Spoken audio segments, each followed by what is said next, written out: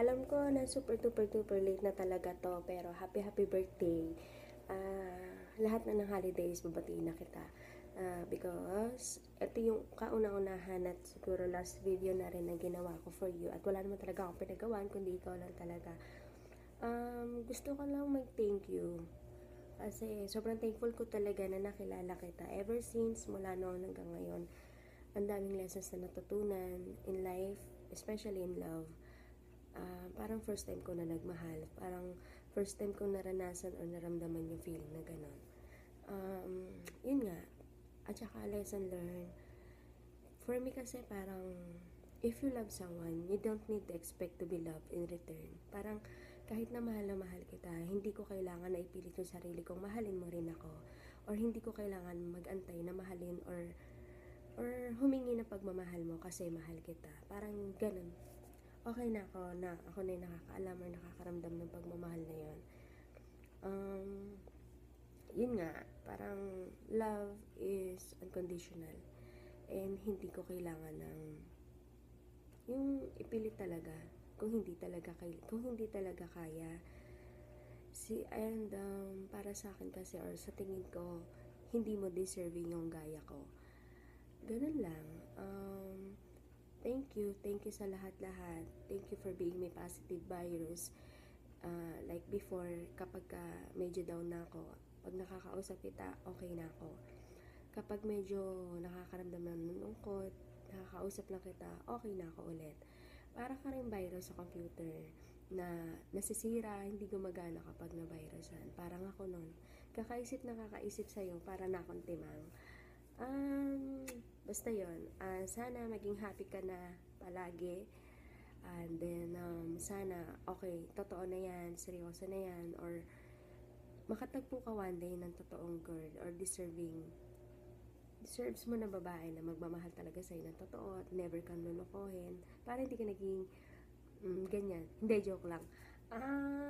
Sana wala nang sweet revenge, sana wala nang lokohan, kahit through FB lang. Sana totoo na. And sana one day, wish ko lang, pero okay lang kahit hindi, na sana one day mag-meet tayo, no? Okay na ako doon. Parang nakita kita, okay na ako. And sobrang thank you talaga. No hurt feelings. Oo, kahit masakit, admitted naman ako doon. Pero okay lang. Dadating naman din yung time na magiging okay na talaga ako. Eventually, siguro ngayon, aminado naman ako na almost 1 year talaga nahirapan ako mag-move on kung ano yung nagkaroon tayo or naging sa atin before, last year. Parang anniversary na nga ata to. Yun.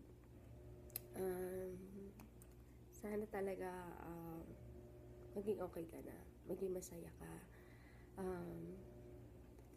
Ingatan mo kung anong meron kayo ngayon ni Maine. Sana yan na talaga.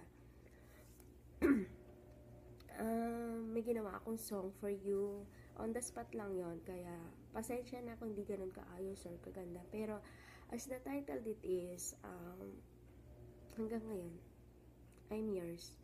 Simple lang, hindi siya romantic, hindi siya pang love story talaga. Pero, and as the lyrics said, don't hesitate and wait. Siguro, nung time na yon, or what has happened, siguro hindi na ako nahiya or hindi na ako nailang or natakot for rejections. Kasi dati, sobrang takot ko na baka mapahiya lang ako sa'yo or what. Siguro kaya ginawa ko na rin yun para malaman ko na rin yung sarili ko. Para matulungan ko na rin yung sarili ko na kung dapat nga ba na ipatuloy ko or kahit alam ko na hindi talaga ako yung mahal mo. At least, diba? Ayun, kahit na alam ko na hindi ako yung mahal mo, wala akong pagsisisihan balang araw na hindi ko sa'yo nasabi or hindi ko napaalam sa'yo na mahal kita. Okay na ako doon. Basta yun, para sa'yo to. Inulit ko lang tong edited video ko. Iba doon sa nakaraan na medyo okay pa ako nun. Ngayon, medyo iba na to. Basta yun, hirap i-explain, parang no words can describe kung ano yung nararamdaman ko talaga or yung nandito sa akin sa loob. Pero okay ako. Salamat sa lahat, as in sobra.